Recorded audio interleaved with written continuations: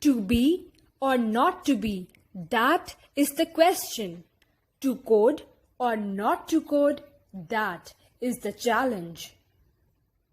A very good morning to all. We, the students of St. Patrick's Junior College, would like to dedicate today's morning assembly to the life of the very great William Shakespeare. William Shakespeare was an English playwright, poet, and actor, widely regarded as the greatest writer in the English language and the world's greatest dramatist. He is often called the England's national poet and the Bard of Avon.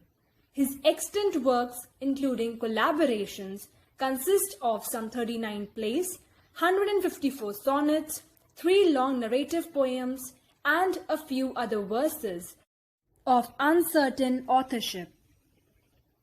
His plays have been translated into every major living language and are performed more often than those of any other playwright. Shakespeare produced most of his known works between 1589 and 1613. His early plays were primarily comedies and histories, and are regarded as some of the best work produced in these genres. He then wrote mainly tragedies until 1608, among them Hamlet, Romeo and Juliet, Othello, King Lear, and Macbeth, all considered to be among the finest works in the English language. In the last phase of his life, he wrote tragic comedies and collaborated with other playwrights. Shakespeare's work has made a lasting impression on later theatre and literature. In particular, he expanded the dramatic potential of characterization, plot, language, and genre. His work heavily influenced later poetry.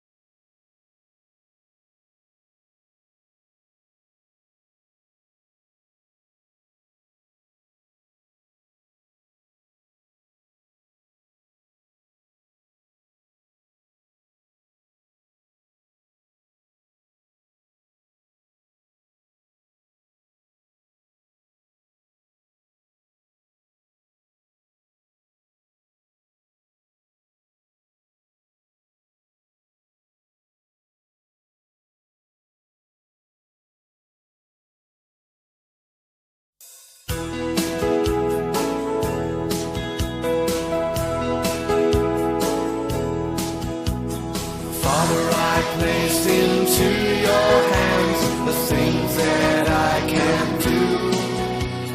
Father, I place into your hands the times that I've been through. Father, I place into your hands the way that I should go. For I know I always can trust you. Father, I place into your hands my friends and family. Father, I place into your hands the things that trouble me. Father, I place into your hands the person I would be. For I know I always can trust you. Father, we love to to seek your face. We love to hear your voice. Father, we love to sing your praise and in your name rejoice.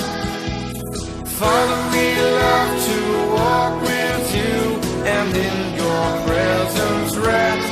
For we know we always can trust you. Father, I want to be with you and do the things you do. Father, I want to speak the words that you are speaking to. Father, I want to love the ones that you will draw to you. For I know that I am one with you. For I know that I am one with you. For I know that I am one with you.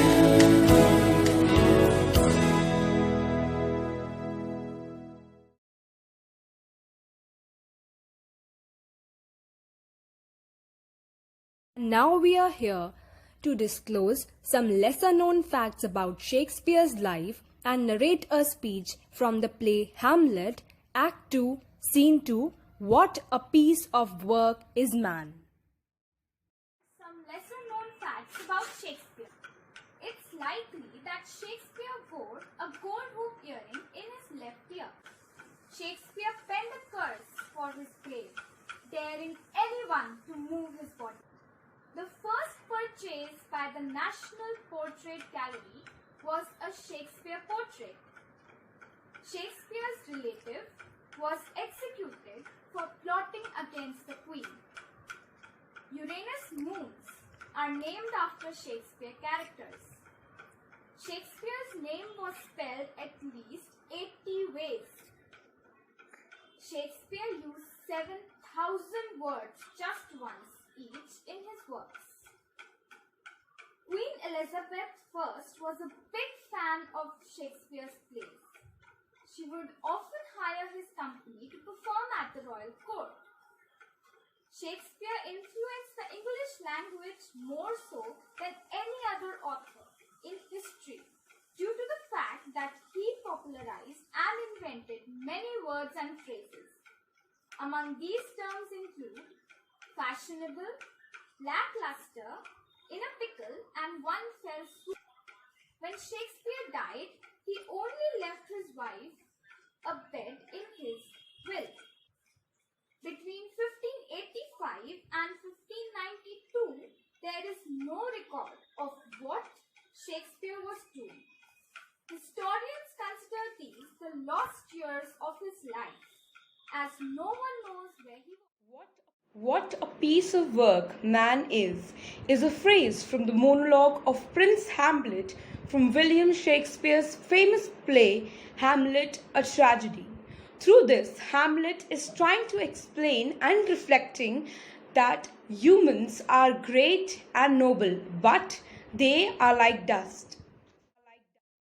I have of late, and wherefore I know not, lost all my mirth, forgone all the custom of exercises, and indeed it goes so heavily with my disposition. Oh, this goodly fame. The earth seems nothing but a sterile prompt to me. This most excellent canopy, the air, look you, brave or hanging, firmament, this majestic roof fritted with golden fire. Why, it appears no nothing to me but a foul, pestilent congregation of vapors. What a piece of work man is! How noble in reason, how infinite in faculty, in form and moving, how express and admirable. In action, how like an angel, in apprehension, how like a god, the beauty of the world, the paragon of animals, and to me, it appears a quintessence of dust. Man delights me not. No, nor women.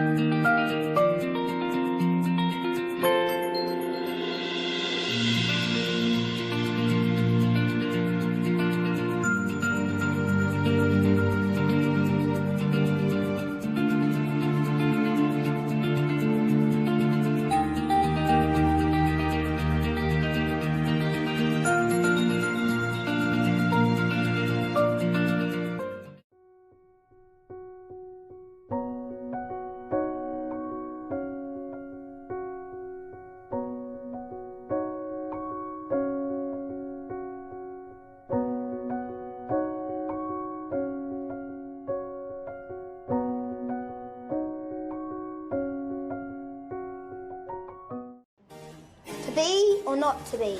That is the question. Romeo, Romeo, wherefore art thou Romeo? Double, double, toil and trouble, fire burn and cauldron bubble. These are just some of the very famous lines from some very famous plays, written by one very famous playwright. And they were all originally performed at one very famous theatre, the Globe.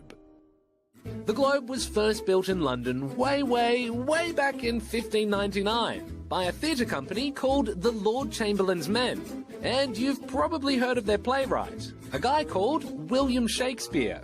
Shakespeare is a bloke who 400 years ago sat down and wrote a bunch of plays, and we're still performing them today. That in and of itself is an amazing thing. Yep, and the plays that bloke wrote are some of the most well-known in history. My favourite would probably be Macbeth. Macbeth, Hamlet, Romeo and Juliet, yeah? I like Romeo and Juliet because it's simple, everyone gets the idea of it, and yeah, it's a cool story. A lot of Shakespeare's plays continue to inspire new movies all the time. In fact, you've probably seen some of Shakespeare's work without even realising it. Oh, I just can't wait to be king. Unfortunately, the original Globe burnt down a few centuries ago. They did build another one though, just around the corner from the original, which, if you are lucky enough, you can visit one day and see some of these iconic plays in action.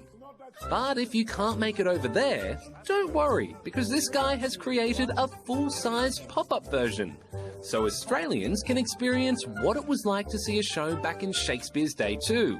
So what we wanted to do was be as close as possible, in every way we could, to the experience of Shakespeare's own theatre. And what we found is that when you replicate that experience, boy, is it engaging. It's a night like any other, unforgettable. There are a few big things that make the Globe pretty different to anything you'd see today. It has 3 stories of seating and can hold up to 3,000 people. But at the base of the stage there's an area called the Pit, where people stand and watch the performance. Although there's also no roof, so if you're standing you might want to bring an umbrella, just in case. This is like a rock concert instead of a conventional theatre experience. There's nothing buttoned down about it. It's closer to a footy match than a piece of theatre. It's fantastic. It's having this entire building filled with 900 people screaming and yelling and booing and awing and covered in blood. Wait, did he say blood? Oh, don't worry, it's all fake. The pop-up Globe has been popping up around the country, and now it's popped up in Sydney, where these guys say audiences are sure to get an awesome Shakespeareans.